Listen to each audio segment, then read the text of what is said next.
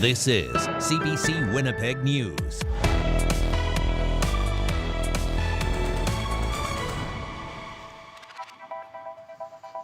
Good evening. Thanks for joining us.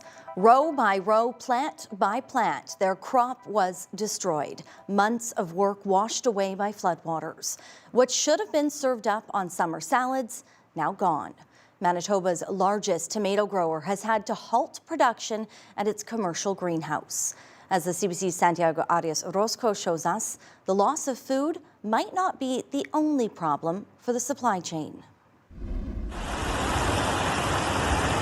The water rose fast, spilling the Vermilion riverbanks, turning this Dauphin Road into a river, and drowning a massive tomato greenhouse in less than an hour.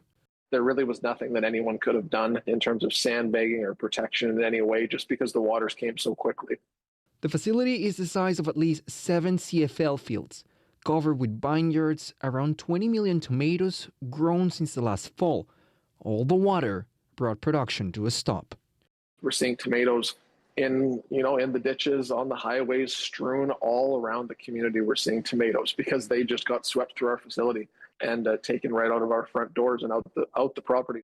5,400 package cases ready for major retailers lost. The crop entirely written off.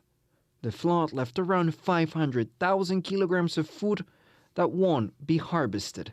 It's a devastating situation. And there's concern, obviously, by our entire team of what's next, right? Other farmers in Manitoba also dealing with losses after weeks of severe weather. Soggy conditions keeping some from planting. Others won't harvest fields damaged by hail. But even as local food production takes a hit, one supply chain expert says consumers might not see a difference. We're only a small part of a much bigger market. And so even if we have a short crop on grain, it's not going to affect prices because other places will make up the difference. But in the long term, attention should focus on the infrastructure needed to grow food and get it to the table. More violent weather is quite possible for our future, and we have to start thinking about how resilient our transportation and drainage systems are. Rebuilding roads and channels to withstand natural disasters and better protect the supply chain from them. Santiago Arias Orozco, CBC News, Winnipeg. Meantime, the health center in Dauphin is still closed and is not reopening anytime soon. It was evacuated a week ago after the basement flooded and knocked out power. Extensive destruction to critical infrastructure was found, and the health region says the hospital will remain closed for an extended period.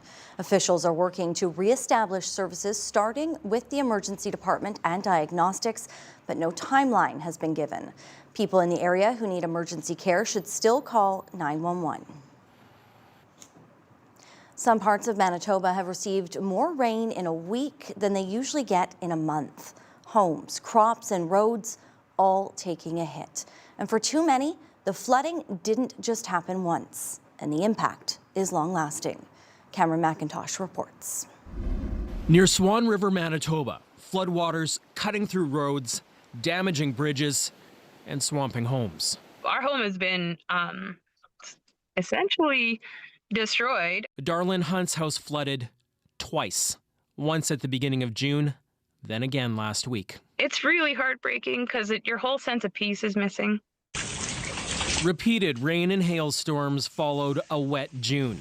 Some parts of southern and western Manitoba getting 100 millimeters in less than a week. In Brandon, Manitoba's second largest city, the Assiniboine River could reach record levels.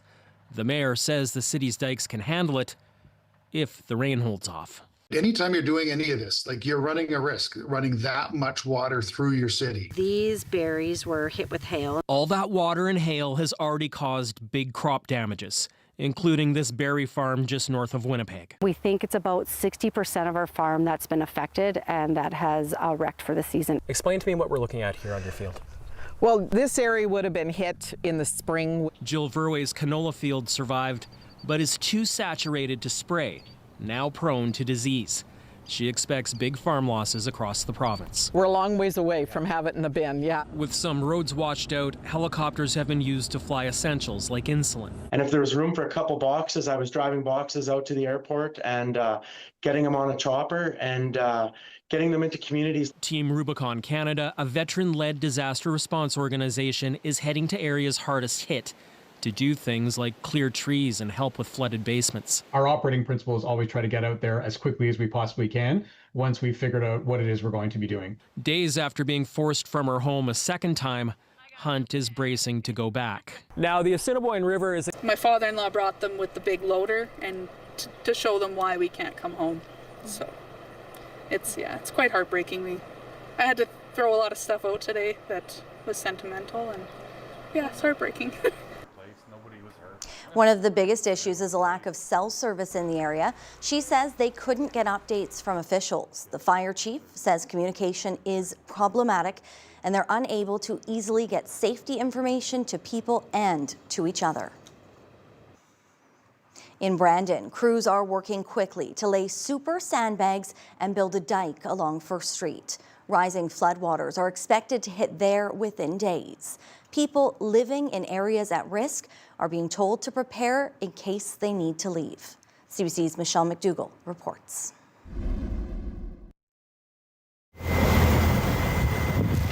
One of hundreds of super sandbags now protecting a stretch of Brandon's First Street, the latest phase of fending off the expected flood of the Assiniboine River. The peak is now expected to reach Brandon on July 13th, which is a Monday, with river levels anticipated to rise by 7 to 8 feet. Fawcett is urging people living in low-lying areas, referred to as evacuation zones, to be ready for a worst-case scenario.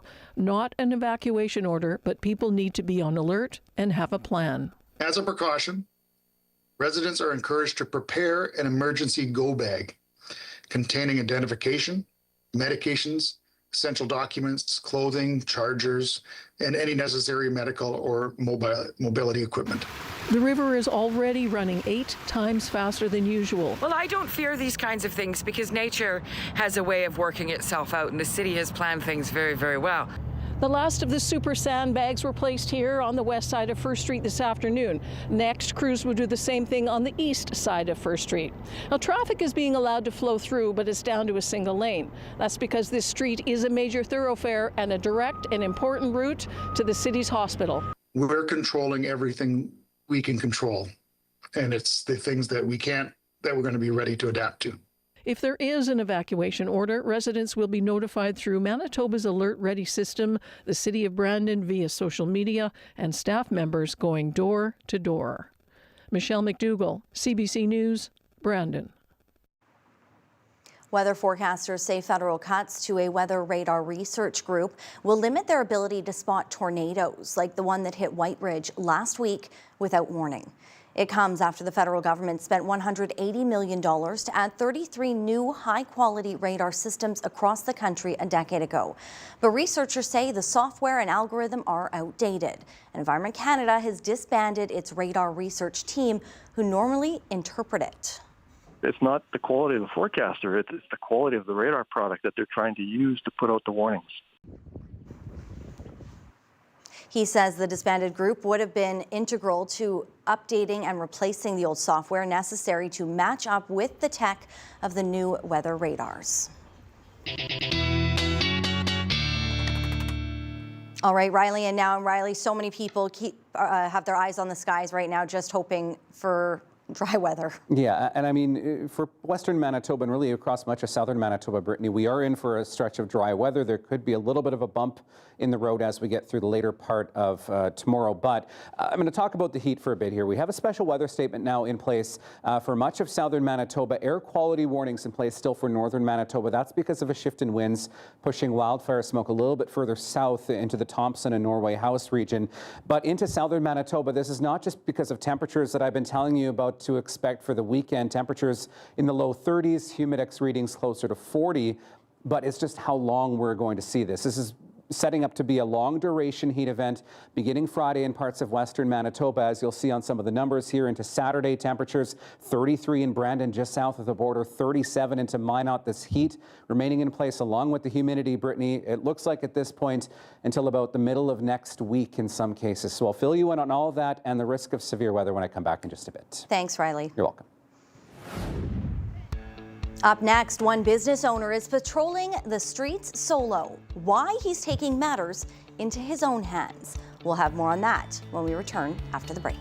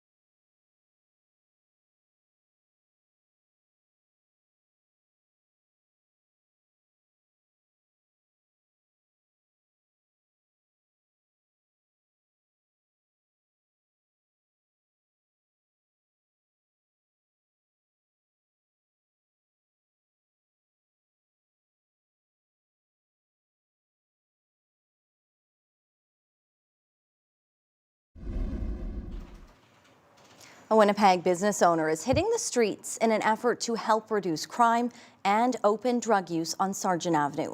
Right now, it's a crew of one, but he's hoping over time that number will grow. CBC's Gavin Axelrod has more. Michael Paye is geared up and ready for one of his daily patrols in and around Sargent Avenue. Is everybody okay? You okay? Paye has been making his rounds every day.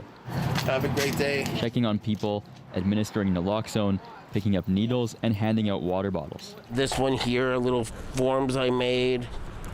And this is all every place you can get a free meal in the city.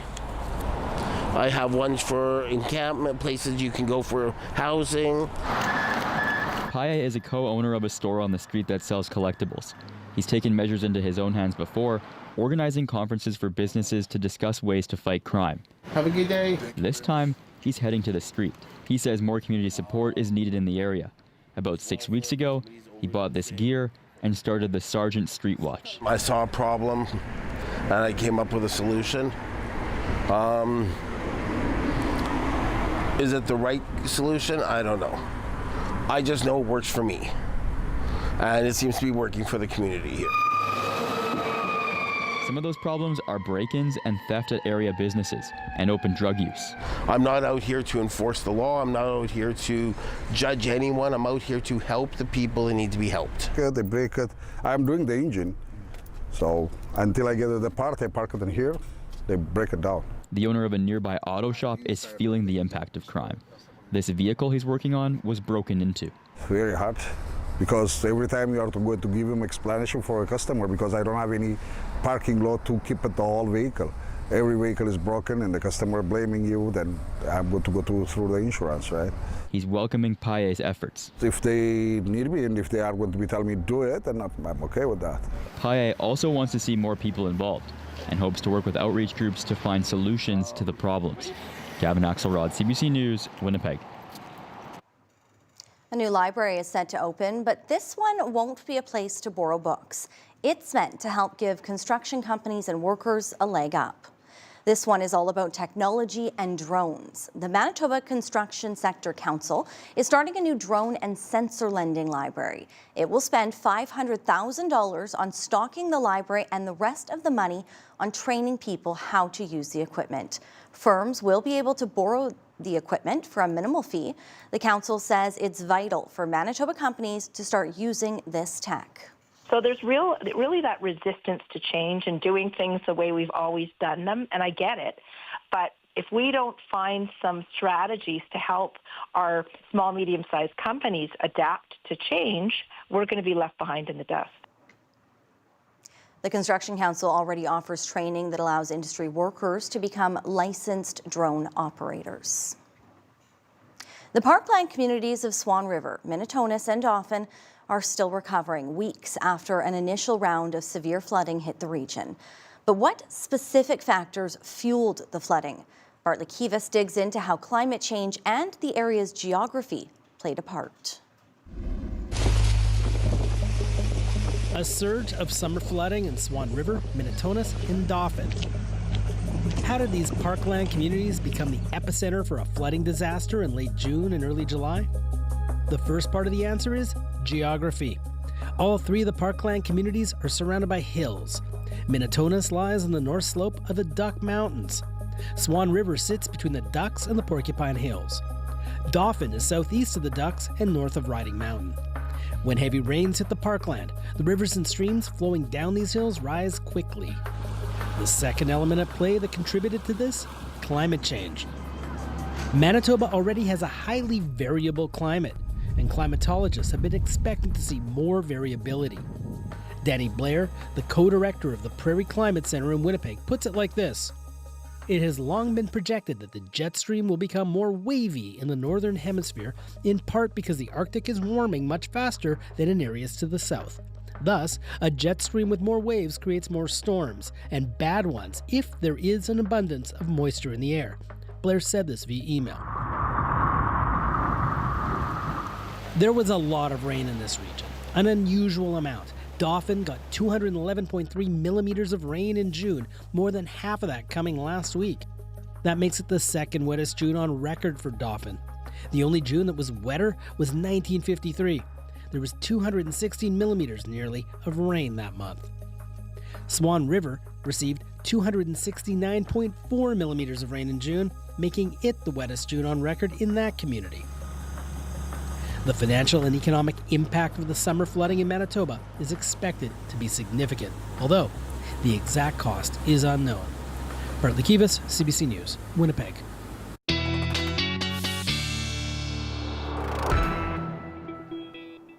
Riley, the last few weeks, it's either been Yeah. tornadoes, storms, or very, very hot and humid Yeah. like we're expecting this weekend. Yeah, we do have a bit of active weather, Brittany, to get through before we get to that. And unfortunately, parts of the province that have already been soaked could be in for more active weather, more heavy rain, and thunderstorms as we get through the next 24 hours in particular. So that's where I'm going to start with the thunderstorm risk for Thursday. I want you to pay attention to this area in orange. This is where we have the greatest risk for the development of severe weather as we get through, particularly the early evening hours tomorrow in the west, shifting into the overnight hours further east into the Red River Valley. And I mean, looking at the potential for sizable hail up to the size of golf balls or tennis balls in this area, it doesn't mean that we'll see thunderstorms everywhere in this area in orange, which includes Brandon, Dauphin into Swan River. It just means be on the lookout. The ingredients will be there in this region for severe weather development, some strong winds, and possibly some tornadic activity. So keep your eyes on this, guys. I want you to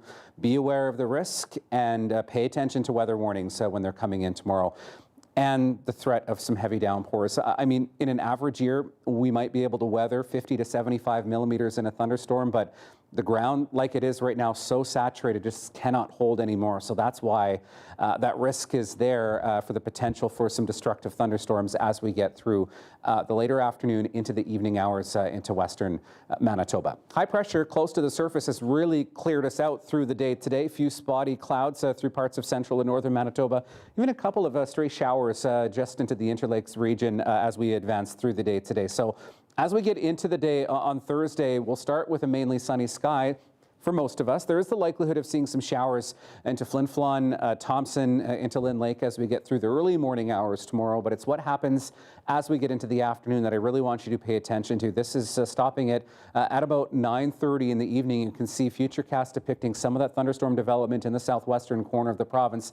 Again, all bets on the table. The heavy downpours, strong winds, large hail, even some tornadic activity. So that risk takes us into the overnight hours, pre-dawn Friday into the Red River Valley, where we could see some showers or some isolated thunderstorms into the early morning.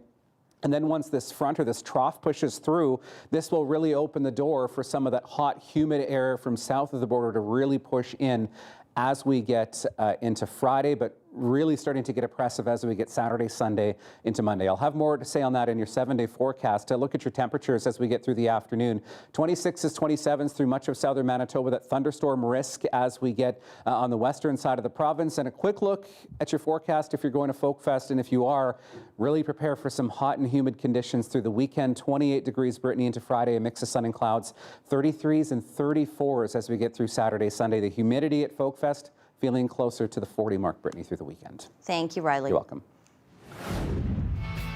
After the break, we head to Norway House, where the Manitoba Indigenous Summer Games begin tonight. We'll have more on that ahead.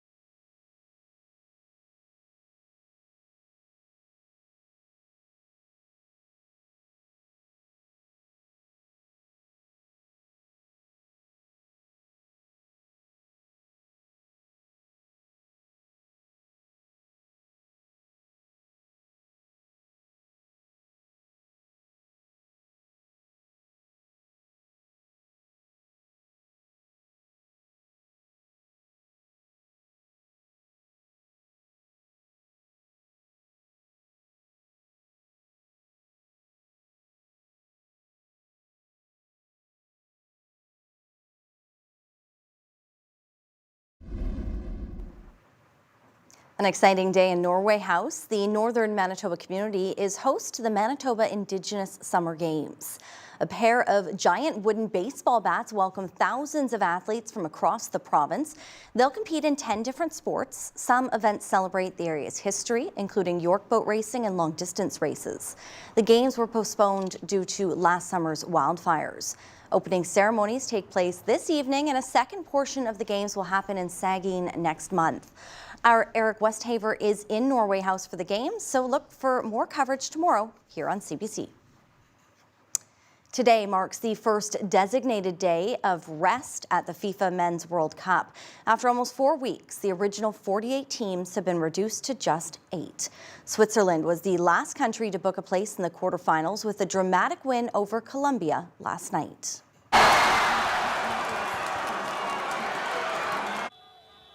The victory party continued well into today in Switzerland. The match was scoreless through regular and extra time, with the Swiss eventually winning in a penalty shootout. It was the last of 13 games played in Canada.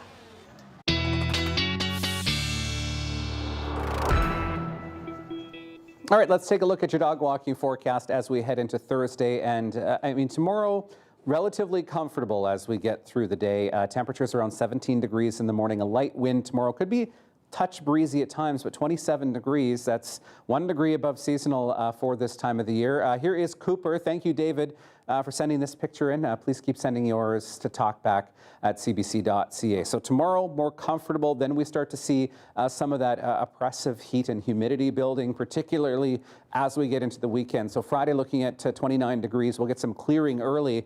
30 to 33 as we get through Saturday, Sunday into Monday. Humidex values closer to 40 as we get into the weekend, and temperatures high 20s as we get into the middle of the week. Well, if your favorite team has failed to reach the World Cup quarterfinals, there are still ways to savor the game. A Miami bakery is producing special soccer ball-shaped croissants. Your daily lift looks delicious. Oh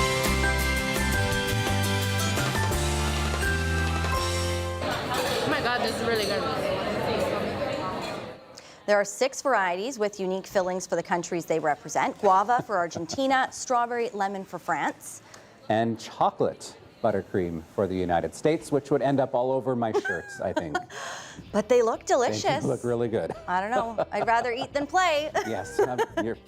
Have a great night. We'll see you back here tomorrow.